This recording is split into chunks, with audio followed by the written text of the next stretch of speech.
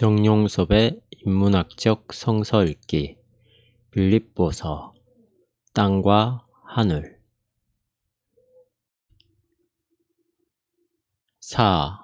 죽음과 삶의 경계에서 1장 19절에서 26절 이것이 너희 간구와 예수 그리스도의 성령의 도우심으로 내 구원에 이르게 할 줄을 아는 고로 나의 간절한 기대와 소망을 따라 아무 일에든지 부끄럽지 아니하고 오직 전과 같이 이제도 온전히 담대하여 살든지 죽든지 내 몸에서 그리스도가 존귀히 되게 하려 하나니 이는 내게 사는 것이 그리스도니 죽는 것도 유익함이니라.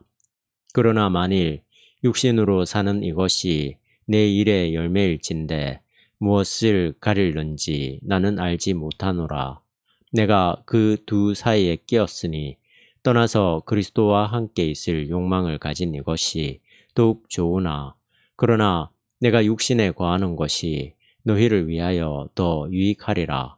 내가 살 것과 너희 믿음의 진보와 기쁨을 위하여 너희 무리와 함께 거할 이것을 확실히 아노니 내가 다시 너희와 같이 있으므로 그리스도 예수 안에서 너희 자랑이 나로 인하여 풍성하게 하려 함이라.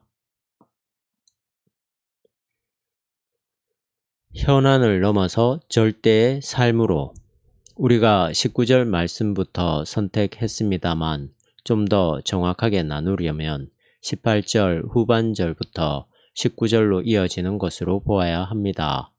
그닐카의 주석에 따르면 18절 전반절의 동사 카이레인 기뻐하다가 18절 후반절에 거듭해서 사용되고 있는데 이 두 번째의 카이레인은 19절 말씀과 연결됩니다.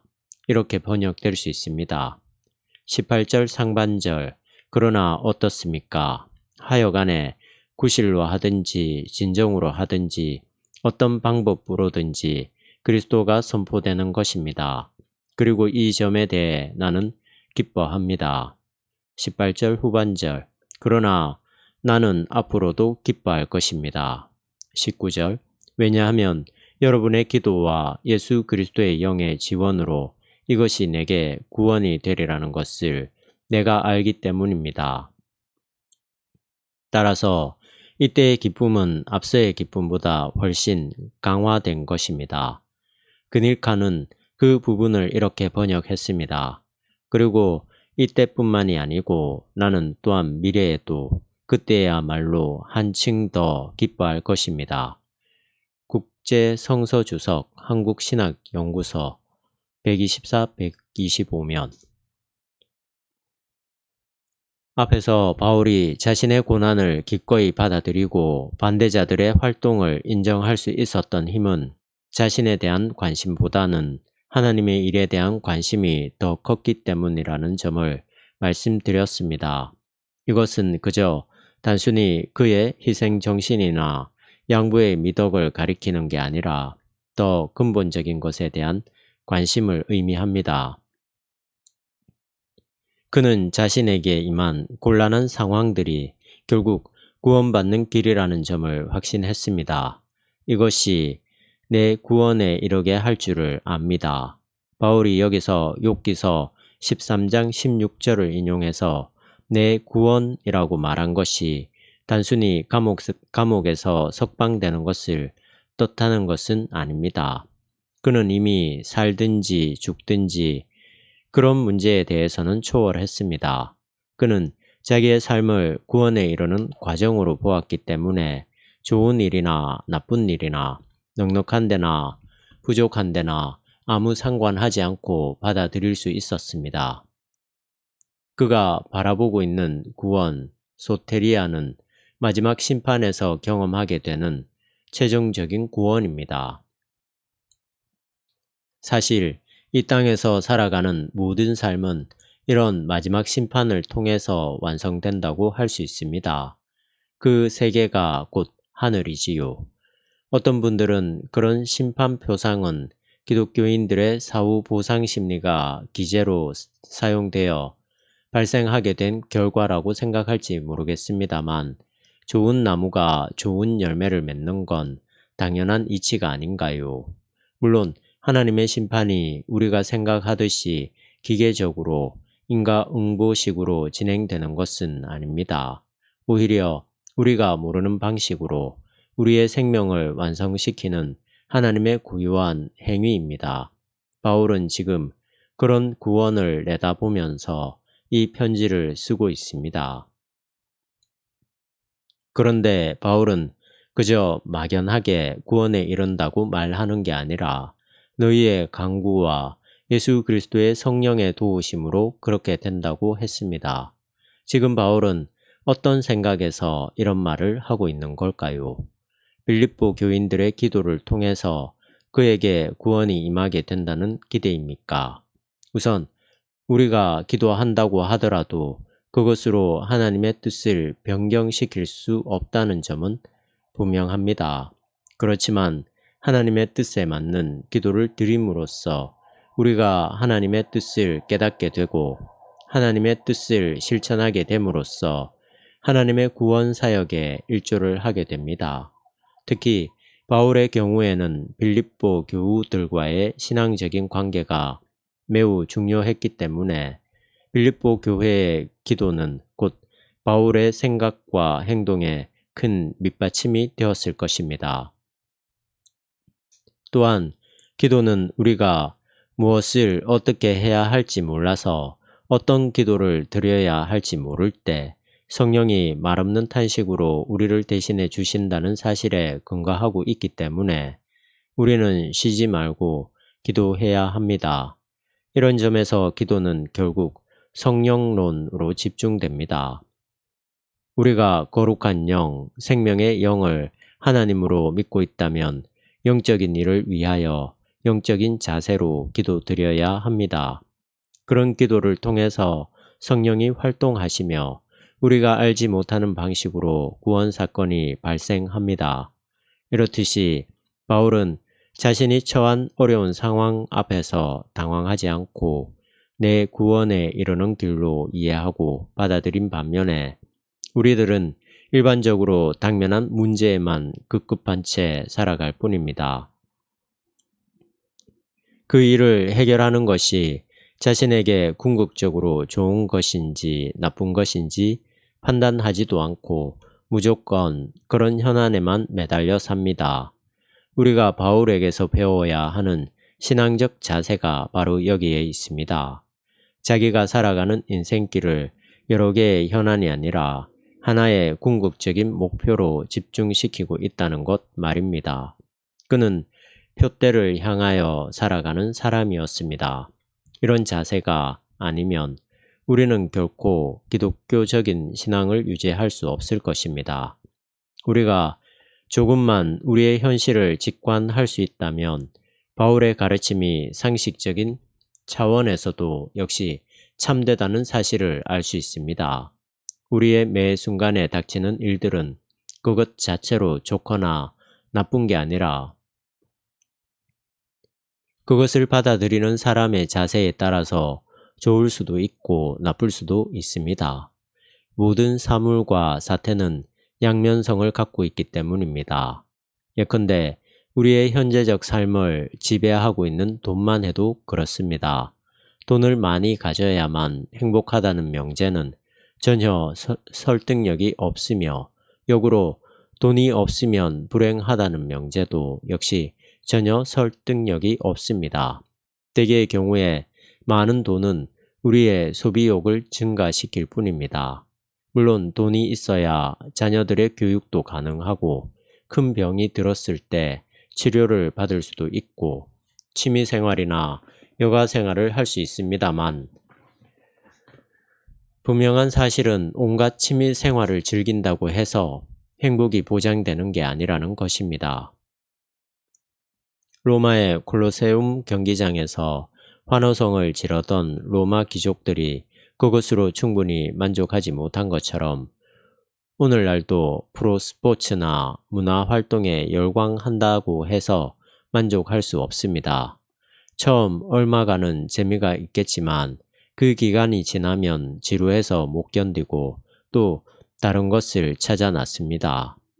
사실상 참된 행복과 기쁨은 그렇게 많은 돈을 필요로 하지 않습니다. 바울의 경우에는 그리스도를 통한 구원이었습니다. 곧 부활의 세계이며 생명의 세계이며 기쁨과 평화의 세계였습니다. 지금 우리도 바울처럼 그런 세계를 희망하고 기다립니다. 이런 기다림과 희망이 있다면 우리는 사도 바울처럼 우리에게 다가오는 모든 삶의 과정에 연연해하지 않고 오히려 구원에 이르는 길로 생각하게 될 것입니다. 상과 죽음. 자기가 처한 상황을 구원에 이르는 길로 여긴 바울은 이제 살든지 죽든지 그리스도가 존귀하게 되는 것만을 생각한다고 했습니다. 20절.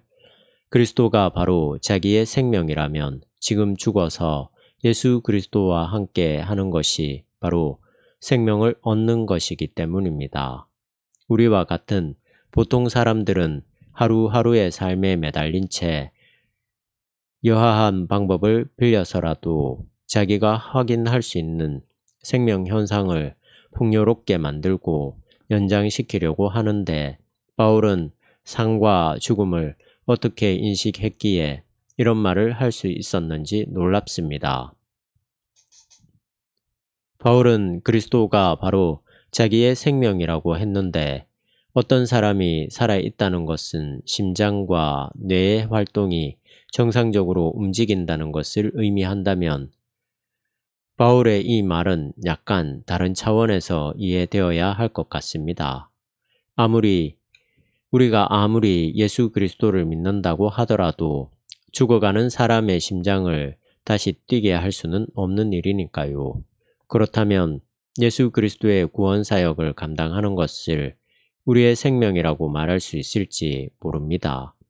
그리스도의 메시아적 사명이 기독교인들에 의해 계속된다면 그리스도가 항상 살아있는 셈이 되니까 말입니다. 그러나 어떻게 생각해 보아도 바울이 그런 뜻으로 그리스도가 자기의 생명이라고 말한 것 같지는 않습니다. 그런 것은 정치가나 예술가들의 활동에 어울리는 말입니다. 바울은 아주 확실하게 예수 그리스도의 부활을 생각했으며 이에 근거해서 인간의 보편적인 부활까지를 내다보면서 그리스도가 자기의 생명이라고 말할 수 있었습니다. 이런 세계는 곧 예수님이 약속한 아버지의 집입니다. 오늘 우리가 지상에서 경험하는 모든 생명 현상을 뛰어넘는 궁극적 생명의 세계입니다. 이런 희망에 근거해서 바울은 살든지 죽든지 내 몸에서 그리스도가 존귀하게 되는 것만을 원한다고 말할 수 있었습니다. 우리가 이 궁극적 생명의 세계에 대한 구체적인 그림을 그릴 수는 없다 하더라도 그런 세계가 있다는 가능성의 근거들은 설명해야만 합니다. 그렇지 않다면 기독교의 가르침은 주변을 설득시키지도 못하는 자기 확신에 불과할 것입니다. 자기 자신에게만 설득력이 있는 이런 독백에 귀를 기울일 사람은 별로 없습니다. 그러나 우리는 이러한 근거들을 안타깝지만 적극적인 방식이 아니라 소극적인 방식으로 찾아볼 수밖에 없습니다. 예수님이 하나님의 나라를 비유의 방식으로 설명하셨듯이 우리도 역시 간접적인 방식으로 말할 수밖에 없습니다. 우리의 이러한 설명을 변명하는 차원에서 일단 다음과 같은 논의로부터 시작합시다. 사물에 대해서 적극적인 방식으로 연구하고 설명하는 과학자들이라 하더라도 생명 자체에 대해서는 별로 말할 게 없습니다. 심장이 피를 돌려야만 인간의 생명이 유지된다는 사실에 대해서는 증명할 수 있지만 왜 그래야만 하는지는 말할 수 없습니다. 심장 활동이 없이도 생명이 가능한 곤충들이 있고 피가 없이도 살아가는 단세포 생명체들이 있다는 사실을 보면 결국 심장과 피가 바로 생명 자체는 아니라는 말이 됩니다. 이 지상에 가득 찬 생명 현상들은 왜 이런 모습과 이런 원리들을 갖게 되었을까요? 이런 방식이 아닌 다른 생명 방식은 가능하지 않을까요? 제가 여기서 말씀드리고 싶은 것은 생명은 과학적으로, 실증적으로 설명이 가능하지 않은 신비라는 사실입니다. 여기서 우리가 생명을 신비라고 부른 것은 시간과 마찬가지로 우리의 예측을 벗어난 현상이기 때문입니다. 우리는 이 지구 안에서 살아가는 생명체들이 1억 년 후에 어떻게 변화되어 있을지 전혀 예상할 수 없습니다. 하나님의 손길을 우리가 우리의 척도로 측량할 수 없듯이 생명의 미래를 우리는 알 수 없습니다. 현재의 모든 존재가 그 참된 모습을 완전히 드러내게 될 생명의 세계는 미래라는 시간 속에 감추어져 있습니다. 따라서 그 미래의 세계에 우리가 참여할 때만 우리는 영원한 것과 관계될 수 있습니다. 이런 사건이 어떻게 가능할까요? 우리 기독교인들은 종말에 이루어질 생명의 세계가 바로 예수 그리스도에게서 일어났다고 믿습니다. 그의 부활은 이런 궁극적 생명의 선치라고 말입니다. 이런 점에서 예수 그리스도가 자기 생명이라고 진술하는 바울의 고백은 설득력이 있습니다. 오늘 우리 기독교인들은 예수님의 말씀에 근거해서 그리고 부활한 예수님을 경험한 바울의 고백에 근거해서 이 사실을 믿고 희망합니다. 이런 부활과 궁극적 생명의 세계에 대한 희망이 없다면 지상에서 살아가는 우리의 모든 삶은 아무 의미가 없습니다. 비록 위대한 능력을 보일 수 있는 사람이라도 아주 짧은 시간 안에서만 잠시 있다가 사라질 뿐입니다. 45억 년 전에 생긴 지구 자체도 얼마간의 시간이 흐르면 태양과 함께 사라지게 될 것입니다. 우주에 있는 모든 별들도 그런 유한한 시간 속에 있습니다. 이렇게 무상하고 잠정적인 일에만 우리의 삶만을 생각하는 사람이라면 이 세상에서 의미 있게 할 일은 아무것도 없습니다. 그저 배불리 먹고 즐겁게 노는 것 이외에는 아무것도 할 일이 없습니다. 어쩌면 그것 자체도 부질없는 일에 불과하겠지만 말입니다. 근본적으로 이 땅에서 끝나는 것과는 차원이 다른 세계가 아니라면 시간의 흐름과 함께 모든 것이 사라지고 만다는 점에서 허무주의에 빠지는 게 당연합니다. 그러나 기독교인들은 이런 것과는 결정적으로 다른 세계를 희망합니다. 예수 그리스도를 통해서 우리에게 선치적으로 다가오게 될 부활의 세계가 그것입니다. 부활의 생명 세계를 희망한다는 것은 곧 죽음을 진지하게 생각한다는 사실에서부터 출발합니다. 부활과 생명은 곧 죽음과 반대 개념이기 때문입니다. 기독교는 처음부터 죽음을 신앙의 초석으로 삼았다고 볼 수 있습니다. 하나의 밀알이 땅에 떨어져 죽어야 많은 열매를 맺는다는 예수님의 말씀은 죽음과 생명의 관계를 확실하게 설명해 주고 있습니다.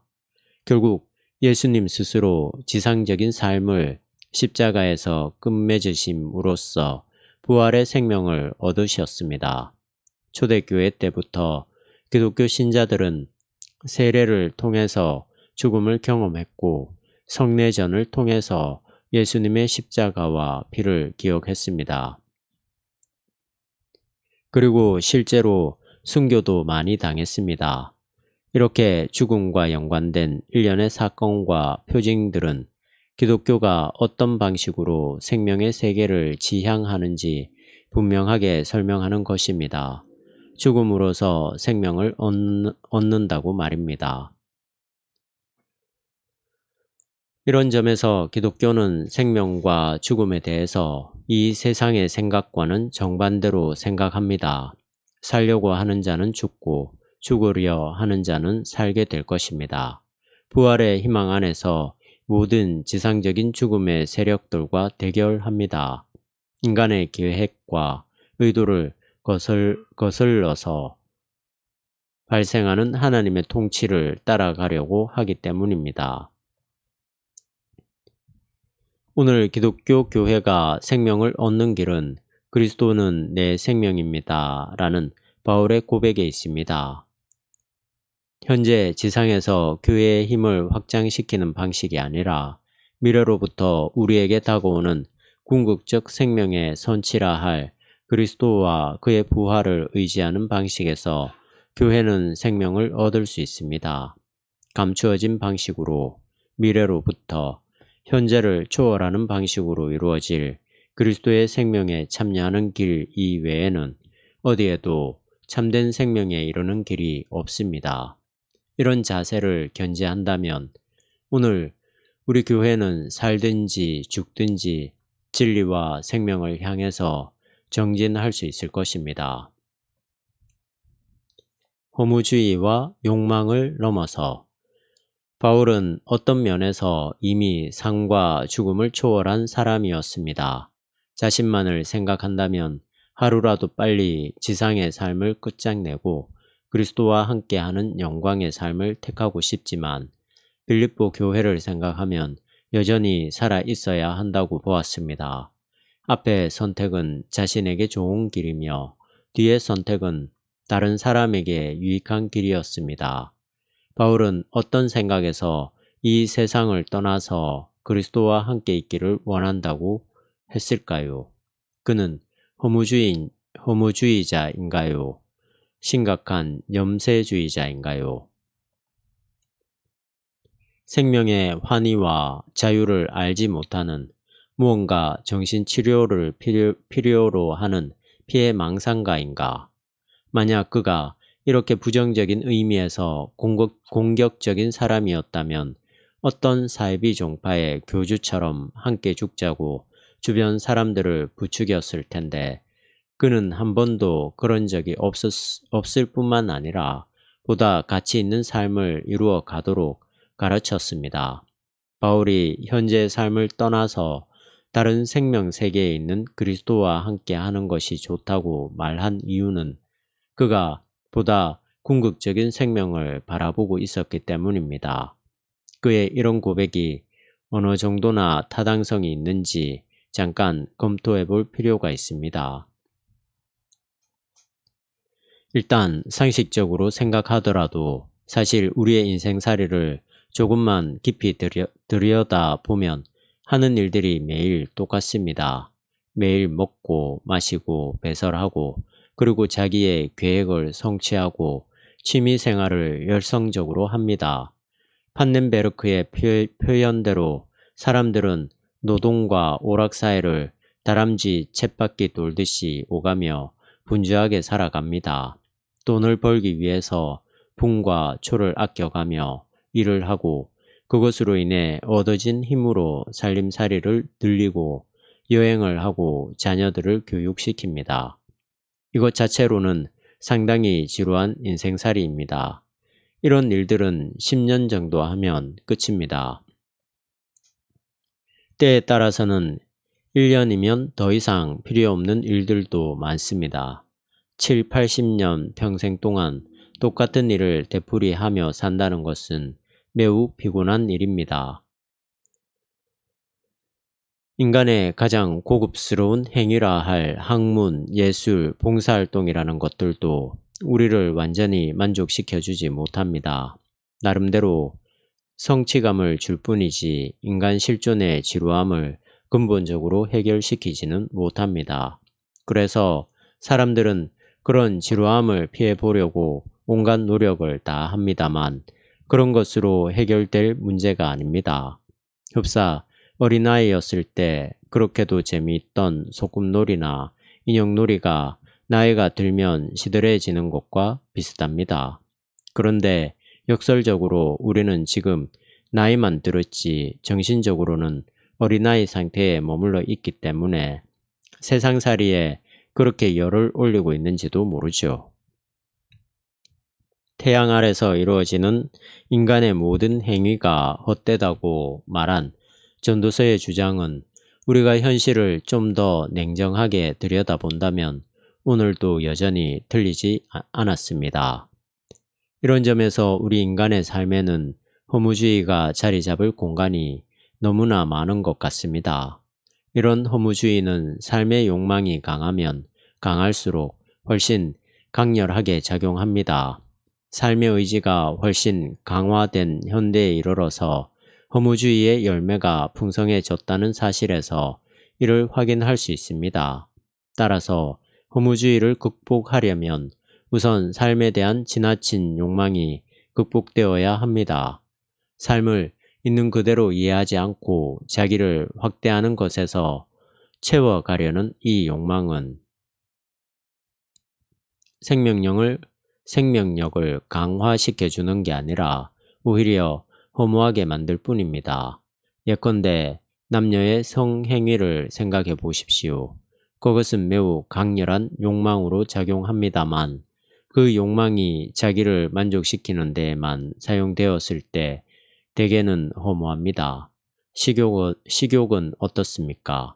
그것 자체는 우리의 생명을 위해서 필수적인 요소입니다만 그것이 남을 파괴하고 획득되어지는 경우에는 아무런 기쁨이 없습니다. 스포츠의 경우에도 똑같습니다. 시합에서 승리할 경우에 느끼는 기쁨은 아주 짧습니다. 더욱 큰 승리를 향해서 자기를 힘들게 하고 그것이 달성되지 않는다는 두려움 때문에 초조하게 되고 그것이 달성된다고 해도 역시 허무함에서 완전히 벗어나지는 못합니다. 비록 삶의 내용이 허무하기는 하지만 육체의 삶에서 벗어나서 그리스도와 함께 하는 것을 택하고 싶다는 바울의 말이 허무주의적인 발상에서 나온 것은 아닙니다. 허무주의라고 한다면 그가 빌립보서에서 기쁨을 말할 까닭이 없습니다. 그는 생명을 우리가 이 땅에서 성취해가는 그것보다 훨씬 거대한 차원에서 생각했습니다. 지상에서의 삶으로 끝장나는 게 아니라 그것을 초월하는 생명으로 말입니다. 그에게는 그리스도가 그의 생명이었기 때문에 죽는 것도 역시 유익하다고 말할 수 있었습니다. 21절. 이렇듯 죽음 이후의 삶에 대한 희망에서만 예수님의 행위와 사건은 의미가 있으며 순교자적인 기독교의 전통도 역시 의미가 있습니다. 바울에게는 육체 안에 거하는 것이나 그것을 떠나는 것이 작은 문제였기 때문에 비록 하루빨리 부활한 그리스도와 함께 하는 것을 원했지만 빌립보 교회를 위해서 육체 안에 거하는 길을 기꺼이 택할 수 있었습니다. 이것이 유익한 길이라고 보았기 때문입니다. 복음 안에서 교제를 나눔으로써 서로가 생명의 세계에 깊이 들어갈 수 있다면 살아있는 게 참으로 유익합니다. 아마 어떤 분들은 여전히 이렇게 질문하고 싶으실 것입니다. 사는 게 작은 문제라고 생각하는 건 무언가 잘못된 게 아닐까? 실제로 두 발을 땅에 딛고 사는 구체적인 삶이 있어야 그것을 초월할 수 있는 하늘나라도 생각할 수 있기 때문에 육체로 사는 삶을 소중히 여겨야 하며 또한 바울처럼 영적으로 심원한 차원에 도달해 있지 않은 대개의 사람들에게 이해되지 않는 생명을 말한다는 것은 무의미한 게 아닐까. 물론 그렇게 생각할 수도 있긴 합니다만 우리가 기독교 신앙으로 살기를 결단했다면 아무리 현실의 삶이 절실하다고 하더라도 그 삶이 나아가야 할, 더 정확히 말해서 현실의 삶을 결정하는 하나님의 거대한 생명의 세계를 인식할 수 있도록 노력해야만 합니다.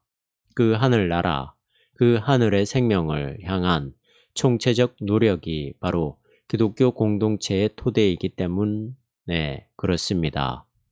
어쨌든지 죽음과 삶의 경계에서 바울은 아직은 육체로 살아가는 이 삶을 선택합니다. 비록 유한하고 잠정적이지만 빌립보 교회를 위해서 이 지상적 삶 안에 남기로 했습니다. 이런 점에서 오늘 우리 기독교인들의 삶도 역시 자기가 원하는 것만이 아니라 다른 이들에게 필요한 것을 택해야 할 때가 있습니다. 사회생활에서도 그렇습니다만 교회 생활에서 이런 선택은 아주 중요합니다. 어떤 것이 자기의 마음에 드는 것인가의 기준이 아니라 어떤 것이 교회의 덕을 위해서 필요한 것인가의 기준으로 판단해야 한다는 말입니다. 아무리 신앙이 좋은 사람들끼리 모여 있다고 하더라도 자기의 마음에 드는 것만을 기준으로 판단하게 되면 서로의 성격이나 인격이 다르기 때문에 서로 상처를 낼 수밖에 없습니다. 그러나 서로 간에 다른 사람에게 유익한 것을 기준으로 판단한다면 그리스도의 덕이 드러나는 교회가 될 것입니다.